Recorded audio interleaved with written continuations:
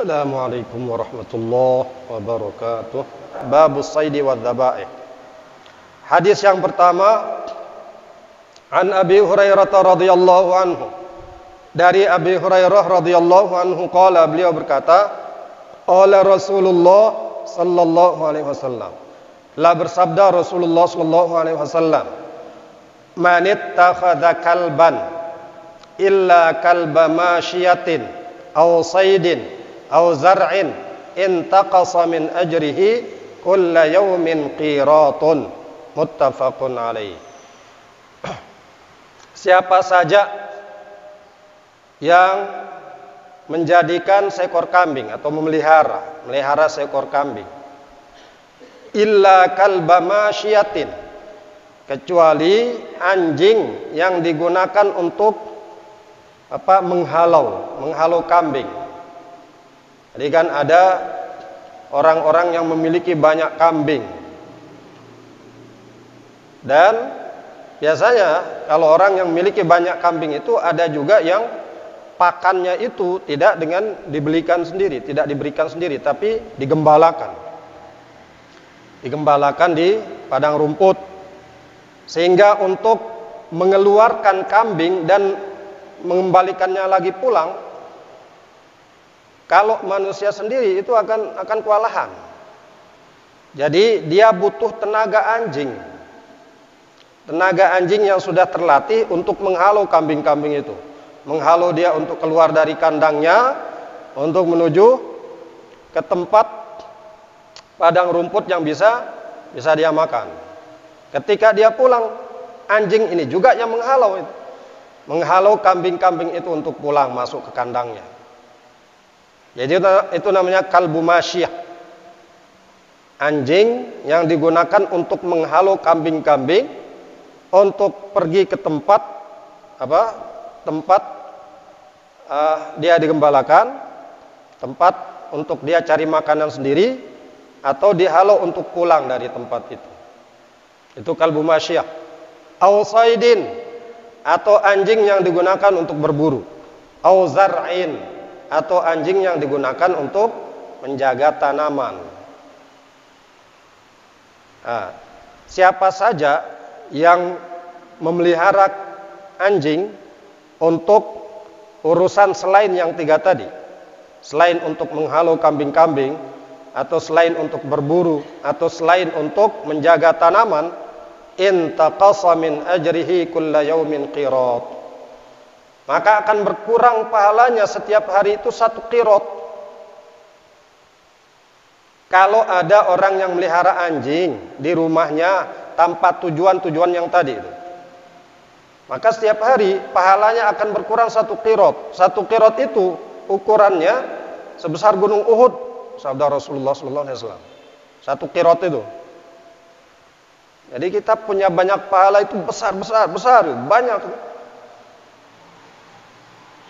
Apalagi Rasulullah SAW kan menjelaskan, ketika kita sholat untuk jenazah, kita mendapat 1 qirat.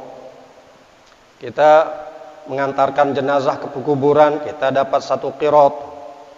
Sholatnya saja 1 qirat, mengantarkan jenazahnya saja 1 qirat. Hanya kalau kita melakukan dua-duanya, kita mendapatkan 2 qirat. 1 qirat itu ukurannya seperti itu, seperti gunung Uhud. 1 qirat. Jadi semakin sering kita mensolati jenazah, kita mengantarkan jenazah, berapa qirat itu yang kita dapat sepanjang hidup kita. Belum lagi pahala-pahala yang lain. Tapi itu bisa berkurang bisa berkurang setiap hari pahala orang itu kalau dia memelihara anjing bukan untuk tujuan tadi. Melihara anjing sekedar untuk memenuhi hobi saja, menjalankan hobi, itu nanti yang akan berkurang pahalanya setiap hari 1 qirat itu. Yang membolehkan orang untuk memelihara anjing itu hanya 3 tadi itu. Kalau dia digunakan untuk menghalau kambing-kambing peliharaan, untuk digunakan berburu, digunakan untuk menjaga tanaman, itu tujuan-tujuan yang membolehkan seseorang untuk memelihara anjing. Ada manfaatnya, bukan sekedar untuk menjalankan hobi. Kalau ada orang yang memelihara anjing di rumahnya dan tujuannya hanya untuk menjalankan hobi, memenuhi hobi, ini nanti yang diancam oleh Rasulullah SAW, akan berkurang pahalanya setiap hari itu 1 qirot. Ada juga di riwayat yang lain qiroton katanya, 2 qirot. Jadi setiap hari pahalanya itu berkurang 2 qirot, seukuran 2 gunung Uhud. Setiap hari, selama anjing itu masih ada di rumah itu dipelihara. Kenapa? Karena hikmah dari dilarangnya seseorang untuk memelihara anjing di rumahnya tanpa tujuan-tujuan seperti tadi, itu karena dengan adanya anjing di dalam rumah itu, dijelaskan dalam hadis yang lain, itu akan menghalangi malaikat masuk rumah itu. Tentu di sini maksudnya adalah malaikat rahmat. Malaikat rahmat. Jangan sampai nanti dipahami, lebih baik kita melihara anjing, supaya nanti malaikat maut takut datang katanya. Biar kita panjang umur. Kan katanya kalau kita melihara anjing di rumah, malaikat takut datang. Ya kita melihara anjing aja supaya malaikat maut tidak datang-datang ke rumah kita. Jadi yang dimaksudkan, malaikat itu tidak akan masuk ke rumah orang yang di dalamnya ada anjing, itu adalah malaikat rahmat.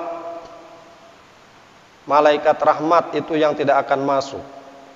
Artinya ketika kita tidak mendapatkan rahmat dari Allah, karena malaikat yang ditugaskan untuk membawa rahmat Allah itu tidak masuk ke dalam rumah kita, maka kita akan jauh dari ketaatan. Kita akan jauh dari ketaatan dan kita akan dekat dengan kemaksiatan. Itu nyambungnya ke situ itu. Kenapa orang yang memelihara anjing di rumahnya tanpa tujuan-tujuan tadi, kemudian pahalanya setiap hari berkurang 1 qirot? Karena dengan alasan tadi, dengan tidak adanya malaikat rahmat yang datang ke rumah itu, ke rumah yang ada anjing di dalamnya itu, orang itu akan jauh dari ketaatan dan dia akan dekat dengan kemaksiatan. Nyambungnya ke situ. Sehingga setiap hari pahalanya itu berkurang 1 qirot.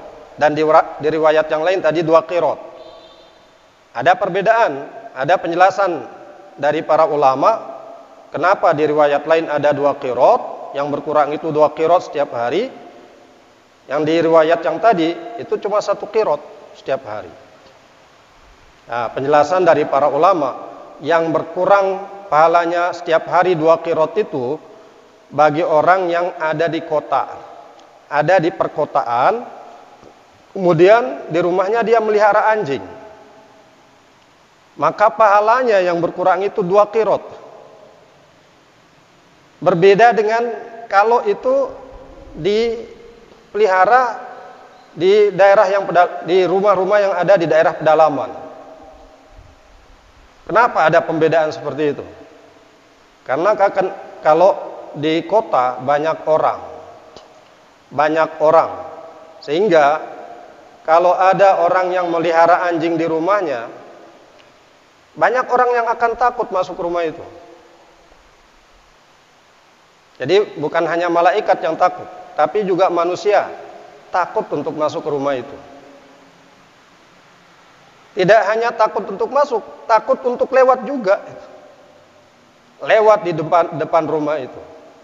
Jadi karena banyaknya orang yang lalu lalang di rumah itu, di jalan yang ada di rumah itu, sehingga pahala orang yang rumahnya di perkotaan itu, dengan adanya anjing di rumahnya itu berkurang 2 qirot. Karena banyak orang yang terganggu. Berbeda dengan rumah yang ada di pedesaan atau yang ada di pedalaman misalnya. Sedikit orang yang terganggu dengan itu. Maka pahala yang berkurang dari dia dengan adanya anjing di rumahnya itu cuma 1 qirot. Itu penjelasan para ulama. Kemudian, apakah dosa yang berkurang itu dosa yang sudah lalu atau dosa yang akan datang? Itu berlaku mundur atau berlaku maju? Para ulama juga berbeda pendapat itu. Ada yang mengatakan yang akan berkurang itu adalah dosa yang akan datang sesudah adanya anjing di dalam rumah itu. Jadi sudah adanya anjing di dalam rumah itu, setiap pahala maksudnya, pahala yang berkurang itu adalah pahalanya yang akan datang di masa-masa yang akan datang itu. Sesudah adanya anjing di dalam rumah itu. Bukan pahalanya yang sudah lalu. Ada juga yang mengatakan pahalanya yang lalu itu yang berkurang. Tapi bisa kita pahami pendapat yang mengatakan dosa yang akan datang itu yang berkurang dengan itu tadi. Dengan hikmah kita dilarang untuk memelihara anjing di rumah karena malaikat tidak masuk gitu. Begitu adanya anjing itu di dalam rumah, malaikat rahmat itu tidak masuk. Sehingga banyak kebaikan, banyak ketaatan yang kita terhalang untuk melakukan dia. Apalagi kalau orang itu kemudian disibukkan dengan anjingnya, dia lupa dengan kewajiban-kewajibannya kepada Allah. Dia lupa dengan kewajiban-kewajiban terhadap tetangga, terhadap sesama, karena fokus untuk melihara anjing itu. Hingga dari situ dia berkurang pahalanya yang akan datang itu. Jadi bisa kita maknai seperti itu. Berkurang pahala yang akan dia lakukan itu dengan dia tidak melakukannya. Kebaikan-kebaikan yang tadi sebelum dia melihara anjing itu biasa dia lakukan, tapi dengan adanya anjing itu dia tidak lakukan lagi. Maka berkurang setiap hari pahala 2 qirot. Itu pendapat para ulama tentang apakah dosa yang berkurang itu dosa yang sudah lalu, pahala maksudnya. Pahala yang berkurang itu pahala yang sudah lalu atau pahala yang akan datang.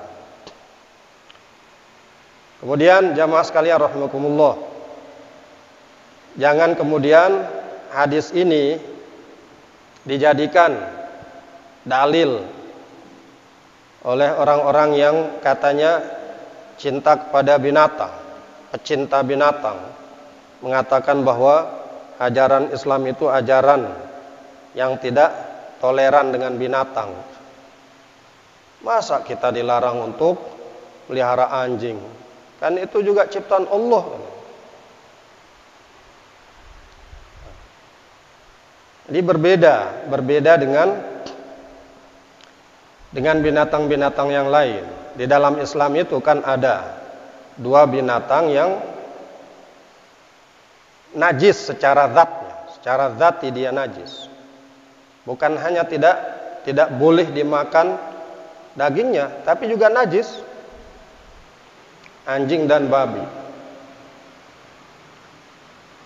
Maka selain hikmah tadi, kenapa kita tidak diperbolehkan untuk melihara anjing di dalam rumah itu? Selain karena itu menjadikan malaikat tidak mau masuk, malaikat rahmat tidak mau masuk ke dalam rumah itu, dia juga dilarang untuk kita pelihara supaya kita terhindar dari najisnya. Walaupun ada perbedaan pendapat di kalangan para ulama tentang najisnya anjing. Ada juga yang mengatakan tidak najis. Ada yang membeda-bedakan antara jenis-jenis anjing. Karena kan anjing itu berjenis-jenis macam-macam. Jadi bahkan di dalam Islam itu ada anjing yang diperintahkan untuk dibunuh. Namanya kalbun akur. Anjing yang galak. Kan kemarin ada kasus juga itu yang kemudian mendiskreditkan pemerintah Aceh. Karena ada seekor anjing yang terbunuh. Apa namanya anjing itu? Ada seekor anjing yang terbunuh, yang dibunuh. Karena memang dia galak itu. Dia keliaran di pantai dan mengganggu orang-orang yang berkunjung ke pantai. Dan itu dibunuh. Dan pemerintah setempat merasa bersyukur karena anjing itu dibunuh. Karena itu tadi, kenapa dia dibunuh? Karena mengganggu. Setiap pengunjung ke pantai itu diganggu, bahkan banyak yang digigit. Ini yang kemudian dikomentari oleh orang yang katanya itu cinta kepada anjing, pecinta binatang. Menyalahkan pemerintah Aceh. Mereka nggak tahu itu. Mereka nggak tahu masalahnya apa, sebabnya apa anjing itu kemudian dibunuh. Coba dia berkunjung ke situ pada saat anjing itu masih hidup. Kalau nanti dia digigit, biarin aja itu orang-orang yang begitu itu. Jadi ada perintah juga di dalam Islam untuk membunuh anjing yang galak. Gitu. Ada juga perintah untuk membunuh anjing yang warnanya hitam, semuanya hitam. Gitu. Tapi ada dua di matanya yang putih. Ini perwujudan dari setan. Gitu. Perwujudan dari setan kalau ada anjing yang semua warnanya, semua bagian tubuhnya itu hitam. Dan itu diperintahkan untuk dibunuh. Jadi jangan kemudian dikatakan bahwa Islam itu agama yang benar-benar mengajarkan kekerasan sampai anjing itu diperintahkan untuk dibunuh.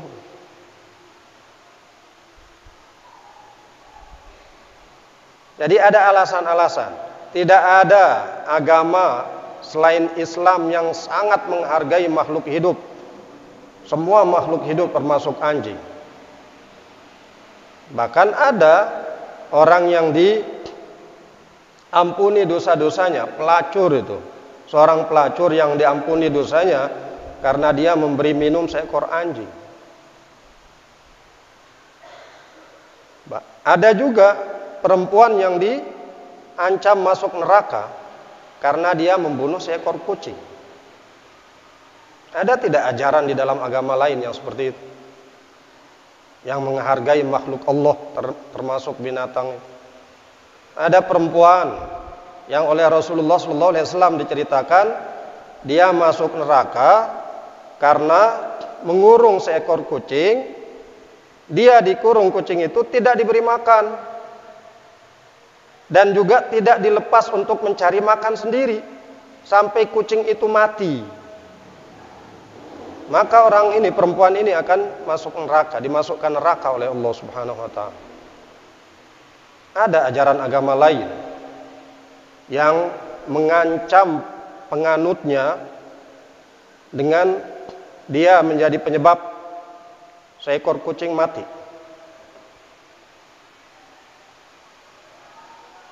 Kemudian di dalam hadis juga seperti disampaikan tadi, ada pelacur yang diampuni dosanya oleh Allah karena dia memberi minum seekor anjing.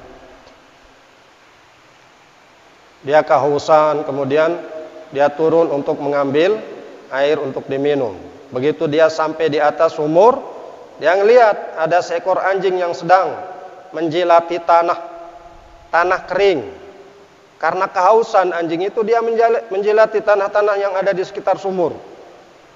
Dan pelacur ini ngelihat dan kasihan dengan pelacur itu, dengan anjing itu. Kemudian dia turun untuk mengambil air lagi dan diberikan minum kepada anjing itu. Dan Rasulullah SAW mengatakan dosa melacurnya itu diampuni oleh Allah Subhanahu wa taala.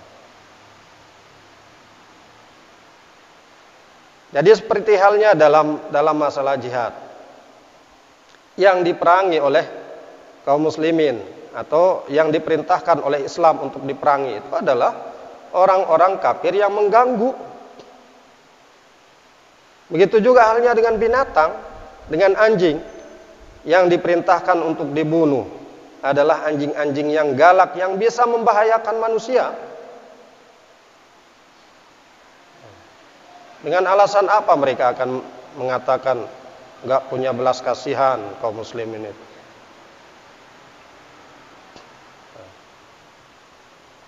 Jadi kita harus paham apa sebab Islam itu tidak membolehkan kita memelihara anjing dengan alasan-alasan tertentu. Ada juga yang membolehkan dengan alasan-alasan tadi. Dengan alasan atau dengan tujuan anjing itu digunakan, dimanfaatkan untuk menghalau binatang-binatang ternak. Baik untuk pergi ke tempat pengembalaan atau untuk pulang ke kandangnya. Ada anjing-anjing yang dimanfaatkan untuk itu boleh dipelihara. Kemudian ada anjing-anjing yang digunakan untuk berburu. Ini boleh dipelihara dan dilatih untuk berburu. Ada anjing-anjing yang bisa dimanfaatkan untuk menjaga sawah. Ada juga kemudian pendapat ulama yang mengatakan boleh anjing itu juga dipelihara dengan tujuan untuk menjaga rumah. Kalau memang dibutuhkan seekor anjing untuk menjaga rumah itu, dibolehkan. Untuk selain tujuan-tujuan tadi, itu yang tidak dibolehkan. Hanya semata-mata untuk memenuhi hobi, menjalankan hobi, itu nggak dibolehkan. Itu bukan hobi itu. Itu bukan hobi. Artinya kalaupun kemudian hobi itu hobi yang tidak wajar. Kalau mau dikatakan hobi yang tidak wajar. Itu hadis yang pertama. Kemudian hadis yang kedua, wa an Adi bin Hatim radhiyallahu anhu qala, dan dari Sayyidina Adi bin Hatim radhiyallahu anhu qala, beliau berkata, qala li Rasulullah sallallahu alaihi wasallam, telah berkata kepadaku oleh Rasulullah sallallahu alaihi wasallam, idza arsalta kalbaka fadhkur ismallahi ta'ala alaihi, apabila kamu melepas anjingmu yang sudah terlatih, fadhkur ismallahi ta'ala alaihi, maka sebutlah nama Allah Ta'ala atasnya. Artinya anjing yang sudah terlatih dilepas untuk berburu, maka ketika melepas anjing itu kita membaca Bismillahirrahmanirrahim. Fa in amsaka 'alaika fa adraktahu hayyan fadhbahhu. Maka jika anjing itu menangkap binatang buruan itu untukmu, fa adraktahu hayyan, lalu kamu mendapati binatang buruan itu masih hidup, fadhbahhu, maka sembelih binatang buruan yang masih hidup yang ditangkap oleh anjing itu. Sembelih. Apapun binatang buruan itu, ketika dia ditangkap oleh anjing dalam keadaan masih hidup, disembelih. Wa in adraktahu qad qatala, dan jika kamu mendapati anjing itu sudah membunuh binatang buruan, walam yakul minhu, dan dia anjing itu tidak memakan binatang buruan itu, fakulhu, maka makan binatang buruan itu. Ini boleh dimakan walaupun dia sudah mati. Matinya karena dibunuh oleh anjing itu, dan anjing itu dia tidak berburu untuk dirinya sendiri, tapi dia berburu untuk pemiliknya. Tandanya dia berburu untuk pemiliknya, dia tidak memakan bagian dari binatang buruan itu. Dia hanya membunuh binatang buruan itu, tidak memakannya. Kalau dia memakannya, berarti anjing itu berburu untuk dirinya sendiri. Nah, tidak boleh dimakan. Karena anjing itu berburu untuk dirinya sendiri, bukan berburu untuk tuannya. Wa in wajadta ma'a kalbika, jika kamu mendapati bersama anjingmu itu ada anjing yang lain, wa qad qatala, dan sungguhnya anjing yang lain itu sudah membunuhnya, fala ta'kul, maka jangan kamu makan. Karena yang membunuhnya bukan anjing yang kita lepas, bukan anjing pemburu yang kita lepas, tapi anjing yang lain yang membunuhnya. Maka jangan dimakan. Fa innaka la tadri ayyahuma qatalahu, maka sungguhnya kamu tidak mengetahui mana di antara kedua anjing itu yang membunuhnya. Jadi di samping anjing kita ada anjing yang lain, atau di samping anjing yang terlatih yang dilepas itu ada anjing yang lain dan binatang buruan itu mati, maka jangan dimakan. Karena kita tidak tahu mana di antara kedua anjing itu yang membunuh binatang buruan itu. Jangan dimakan, syubhat. Wa in ramaita sahmak, yaitu binatang buruan yang diburu dengan anjing, anjing yang terlatih. Wa in ramaita sahmaka, dan jika kamu melepas anak panahmu, fadhkurismallahi, maka sebutlah nama Allah. Artinya ketika melepas anak panah, baca bismillahirrahmanirrahim. Fa in ghaba anka yauman, maka jika binatang buruan yang sudah terkena dengan anak panah itu hilang darimu satu hari, alam tajid fihi illa athara sahmik, lalu kamu tidak mendapati pada binatang buruan yang sudah mati itu illa athara sahmik, kecuali bekas anak panahmu, fakul, maka makanlah in syi'ta, jika kamu mau. Wa in wajadtahu ghariqan fil ma'i fala ta'kul, maka jika kamu mendapati binatang buruan yang hilang itu mati tenggelam di air, fala ta'kul, maka jangan kamu makan. Muttafaqun alaih wa hadza lafzu Muslim. Jadi yang kedua ini, kita berburu dengan alat. Di sini yang dijelaskan oleh Rasulullah SAW anak panah, berburu dengan panah. Maka ketika melepaskan anak panah itu baca bismillahirrahmanirrahim. Nah, ketika buruan itu tidak langsung kita temukan, bahkan sampai sehari kita kehilangan binatang buruan itu. Ternyata besoknya ketika kita berburu lagi, kita temukan binatang buruan itu mati di satu tempat. Dan kita lihat bahwa matinya binatang buruan ini karena anak panah yang kita lepaskan. Maka itu boleh dimakan. Kalau kita mendapati binatang buruan itu mati karena anak panah yang kita lepaskan, boleh dimakan. Kalau kita mau di sini nanti akan dijelaskan. Kalau binatang buruan itu belum membusuk. Kalau dia sudah membusuk kan kita tidak mau. Makanya di sini Rasulullah mengatakan fakul in syi'ta, maka makanlah dia jika kamu mau. Jika kamu mau dan kamu tidak merasa jijik karena dia tidak atau belum berubah baunya, belum berbau busuk, maka silakan makan. Tapi kalau kamu mendapati binatang buruan itu mati karena tenggelam,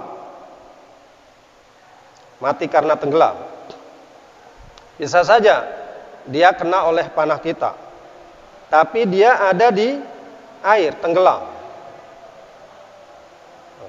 Kita tidak tahu dia mati karena anak panah itu atau karena dia tenggelam. Maka jangan dimakan. Itu penjelasan dari Rasulullah SAW. Nah, kemudian hadis yang ketiga, itu kan dengan anak panah itu, berburu dengan anak panah.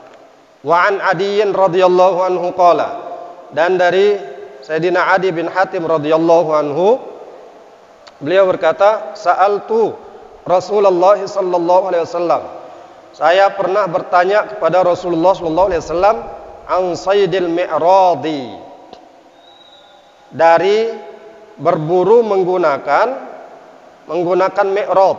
Mi'rad itu semacam tombak. Kan tombak itu ada tongkatnya, ada ini mata tombaknya itu terbuat dari besi dan tajam. Itu kan ada dua bagian. Ada tongkat yang tidak tajam, ada mata tombak itu yang tajam. Itu yang ditanyakan oleh sahabat Adi bin Hatim ini. Bagaimana berburu menggunakan mi'rad, menggunakan tombak. Faqala, maka Rasulullah SAW menjawab, idza asabta bihaddihi fakul, Kalau kamu mengenai binatang buruan itu dengan bagian yang tajam dari tombak itu, matanya itu, dengan mata tombak itu, dengan mata tombak yang tajam itu, dengan tajamnya, kata Rasulullah SAW, fakul, maka makan. Boleh kamu memakan binatang buruan yang kena oleh mata tombak yang tajam itu. Wa idza asabta bi'ardihi, dan jika kamu mengenainya dengan bagian tombak yang tidak tajam itu, tongkatnya itu, faqutila, lalu binatang buruan itu terbunuh. Jadi yang mengenai binatang buruan itu bukan mata tombaknya, tapi bagian tongkat dari tombak itu. Faqutila, maka binatang buruan itu terbunuh. Fa innahu waqidun, maka dia termasuk binatang yang disebut mauqudzah. Mauqudzah itu artinya binatang yang dilempar dengan benda berat gitu. Dengan benda berat, kita lempar dengan batu gitu. Maka kalau binatang itu mati, dia jadi bangkai. Itu juga ini. Kan tombak itu ada dua bagiannya, bagian tongkat dan bagian mata tombak. Yang dihalalkan oleh Rasulullah SAW, kalau binatang buruan itu mati karena terkena dengan mata tombak itu, dengan tajamnya mata tombak. Tapi kalau dia mati dengan bagian tongkatnya itu, bagian kayunya itu, yang tidak tajam, maka fala takul, jangan kamu makan, karena itu yang termasuk waqid. Yang di dalam Al-Quran dijelaskan tidak halal itu. Hurrimat alaikumul maitatu waddamu wa lahmul khinzir wa ma uhilla li ghairillah wal mauqudhatu. Ada kalimat wal mauqudah, binatang yang dibunuh dengan alat berat. Karena dilempar dengan batu, dilempar dengan tongkat itu. Dia mati karena beratnya batu itu. Dia mati karena beratnya tongkat itu, bukan karena tajamnya. Maka itu yang disebut mauqudzah. Dalam hadis ini disebut fa innahu waqidun. Maka sungguhnya ia adalah binatang yang mati karena alat berat. Dilempar dengan batu, dia mati karena beratnya batu itu, bukan karena tajamnya. Maka Rasulullah mengatakan fala takul, maka jangan kamu makan. Jadi itu beda. Sehingga para ulama mengatakan alat yang boleh digunakan untuk berburu dan binatang buruan itu halal ketika terkena dengan alat itu adalah alat yang tajam. Anak panah tadi, kemudian tombak yang kalau binatang buruan itu terkena dengan mata tombak yang tajam itu. Maka itu yang dihalalkan. Kalau dilempar dengan batu itu tidak halal. Karena dia nanti dikategorikan sebagai mauqudzah itu. Ada orang melempar atau berburu dengan batu. Nanti juga ada yang pakai ketapel itu. Ada hadisnya itu, pakai ketapel. Tapi nanti dia hadis ke berapa itu?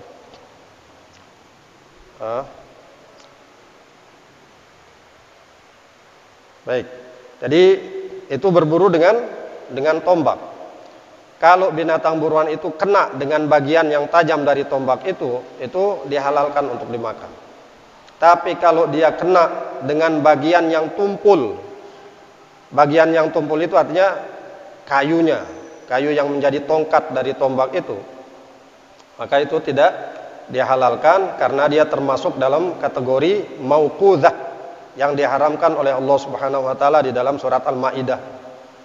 Kemudian hadis yang keempat, wa an Abi Tha'labah radhiyallahu anhu, dan dari Abi Tha'labah semoga Allah meridhai beliau, anin Nabi sallallahu alaihi wasallam.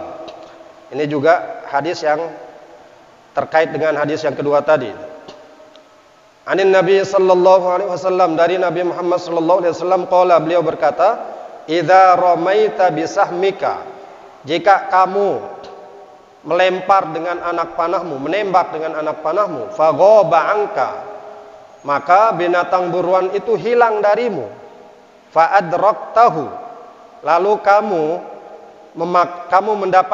mendapatinya sudah mati, fakulhu, maka makan dia malam yuntin, selama dia belum membusuk. Selama binatang buruan yang kita buru dan terbunuh dengan alat berburu kita itu hilang dari kita, tapi setelah berapa hari kita temukan dia mati karena anak panah kita. Selama dia belum membusuk, kita boleh memakannya, walaupun dia sudah mati. Tapi karena kita berburu menggunakan anak panah, dan tadi kita membaca Bismillahirrahmanirrahim sebelum lepas atau ketika melepaskan anak panah itu, ketika binatang buruan itu terkena dengan anak panah kita dan itu yang menjadi penyebab kematiannya, kita boleh makannya. Kalau dia hilang selama sehari misalnya, lalu kita temukan dia belum membusuk, boleh dimakan. Kalau tadi kan tidak dijelaskan, fakulhu in syi'ta, kata Rasulullah sallallahu alaihi wasallam. Di sini Rasulullah mengatakan fakulhu ma lam yuntin, maka makan dia sebelum dia membusuk, selama dia belum membusuk. Jadi boleh. Kemudian hadis yang kelima, yang terakhir yang kita pelajari malam ini, wa an Aisyah radhiyallahu anha, dan dari Siti Aisyah radhiyallahu anha, anna qauman qalu, bahwa satu kaum pernah berkata lin Nabi sallallahu alaihi wasallam, pada Nabi sallallahu alaihi wasallam, artinya satu kelompok sahabat berkata kepada Rasulullah sallallahu alaihi wasallam, mereka bertanya, inna qauman ya'tunana, sesungguhnya ada satu kaum mendatangi kami bil lahmi, dengan membawa daging binatang, la nadri adzukira smullahi alaihi amla, kami tidak tahu apakah disebut nama Allah atas binatang itu ketika disembelih amla atau tidak. Kami nggak tahu ya Rasulullah, daging binatang, daging sapi misalnya atau daging kambing yang dibawa kepada kami itu, kami nggak tahu dia ketika disembelih dibacakan bismillah atau tidak. Ini pertanyaan para sahabat. Faqala, maka Rasulullah sallallahu alaihi wasallam bersabda, sammullaha alaihi antum wa kuluhu, rawahul Bukhari. Bacalah bismillah atau sebutlah nama Allah atas binatang itu, atas daging yang kalian dibawakan itu, kalian sebut nama Allah, baca bismillah, wa kuluhu, dan makan. Kalau kalian tidak tahu apakah binatang ini, daging dari binatang ini ketika dia disembelih dia dibacakan bismillah atau tidak, maka kalian yang baca bismillah, yang mendapatkan daging itu. Ketika kalian makan nanti, kalian baca bismillah. Nah, tentu ini maksudnya adalah daging yang kita dapati dari orang yang tidak jelas. Maksudnya tidak jelas apakah dia muslim atau tidak. Sahabat-sahabat ini menanyakan tentang hal itu. Mereka mendapatkan daging, dibawakan daging oleh orang-orang yang di riwayat yang lain, orang-orang yang memberikan mereka daging ini adalah orang yang baru masuk Islam. Di riwayat yang lain dijelaskan oleh Siti Aisyah, orang-orang yang datang memberikan daging kepada para sahabat itu adalah orang-orang yang baru masuk Islam. Sehingga mereka tentu tidak tahu tata cara penyembelihan di dalam Islam itu. Bisa saja ketika mereka menyembelih, karena mereka tidak tahu, tidak membaca Bismillahirrahmanirrahim. Itu yang ditanyakan oleh para sahabat, dan jawaban Rasulullah SAW, kalian sendiri yang harus baca Bismillah, dan kalian boleh makannya kalau memang kalian tidak tahu. Nanti juga akan ada pembahasan tentang binatang yang disembelih oleh orang muslim yang tidak dibacakan Bismillahirrahmanirrahim ketika menyembelihnya.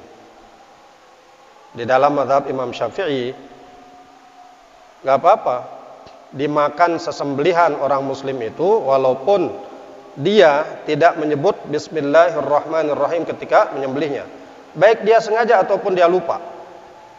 Dia tidak membaca Bismillah karena sengaja atau karena dia lupa. Dalam mazhab Imam Syafi'i boleh dimakan. Kemudian bagaimana dengan sembelihan ahlul kitab? Di dalam Al-Quran dijelaskan sesembelihan orang ahlul kitab itu dihalalkan untuk kita. Kan kita nggak tahu mereka menyebut nama Allah atau tidak. Mereka juga biasanya menyebut nama Allah. Kan mereka juga percaya kepada Allah. Orang-orang Yahudi, orang-orang Nasrani itu memang mereka dikategorikan sebagai orang-orang kafir karena kekufuran mereka terhadap Nabi Muhammad SAW. Mereka tidak mengakui kenabian Nabi Muhammad SAW, tidak mengakui kerasulan Nabi Muhammad SAW. Tapi tentang ketuhanan Allah mereka yakini Allah itu sebagai Tuhan. Maka ketika mereka menyembelih binatang juga ada ajaran di dalam agama mereka untuk menyebut nama Allah ketika menyembelih itu. Itu sebabnya kita dihalalkan untuk memakan daging sesembelihan mereka. Ini dalam hal sembelihan. Berbeda halnya dengan dalam hal menikah. Orang laki-laki muslim diperbolehkan menikah dengan wanita ahlul kitab, Yahudi atau Nasrani. Tapi bagi perempuan muslimah tidak dibenarkan untuk menikah dengan laki-laki ahlul kitab itu. Ini pernah ada diskusi itu antara orang ahlul kitab dengan salah satu imam di dalam mazhab Asy-Syafi'i, mazhab Syafi'iyah, Imam Abu Bakar Al-Baqillani. Jadi orang ahlul kitab ini mempertanyakan hukum itu tadi. Kenapa dalam Islam itu ajarannya kok terkesan tidak adil? Apa itu? Kan dalam Islam laki-laki muslim itu diperbolehkan menikah dengan perempuan Nasrani atau perempuan Yahudi. Tapi kenapa laki-laki Yahudi atau laki-laki Nasrani tidak diperbolehkan menikah dengan perempuan muslimah? Kan gak adil itu katanya. Tapi Imam Abu Bakar Al-Baqillani ini cerdas. Kenapa kami diperbolehkan, kami yang laki-laki muslim boleh menikah dengan perempuan kalian, laki-laki muslim boleh menikah dengan perempuan Yahudi? Itu karena kami selain percaya kepada Nabi Muhammad, kami juga percaya kepada Nabi Musa. Lalu laki-laki muslim boleh menikah dengan perempuan Nasrani, karena selain kami percaya kepada Nabi Muhammad, kami juga percaya kepada Nabi Isa. Kalau kalian mau diperbolehkan menikah dengan perempuan muslimah, selain percaya kepada Nabi kalian, kalian juga harus percaya kepada Nabi Muhammad. Mau? Kalau mau percaya kepada Nabi Muhammad, berarti kalian jadi muslim. Itu jawaban cerdas dari Imam Abu Bakar Al-Baqillani. Jadi kami boleh menikah dengan perempuan Yahudi karena kami percaya juga pada Nabi Musa. Kami boleh menikah dengan perempuan Nasrani karena kami percaya juga kepada Nabi Isa. Kalau kalian mau diperbolehkan menikah dengan perempuan muslimah, kalian harus percaya kepada Nabi Muhammad. Jadi di situ perbedaan antara kita dengan orang-orang Yahudi dan Nasrani itu. Mereka ahlul kitab sama seperti kita, tapi mereka dianggap kafir oleh Allah Subhanahu wa taala karena tidak percaya dengan kerasulan Nabi Muhammad sallallahu alaihi wasallam. Meskipun mereka percaya kepada Allah, tapi karena kesombongan mereka tidak mau mengakui Nabi Muhammad sebagai utusan Allah Subhanahu wa taala. Di situ letak kekufuran mereka. Nah, Kalau tidak percaya kepada Nabi itu sama artinya tidak percaya kepada Allah yang mengutus Nabi Muhammad sallallahu alaihi wasallam. Jamaah sekalian rahimakumullah, itu 5 hadis yang bisa kita pelajari malam ini. Insyaallah pada pekan yang akan datang kita akan mempelajari hadis yang ke-6.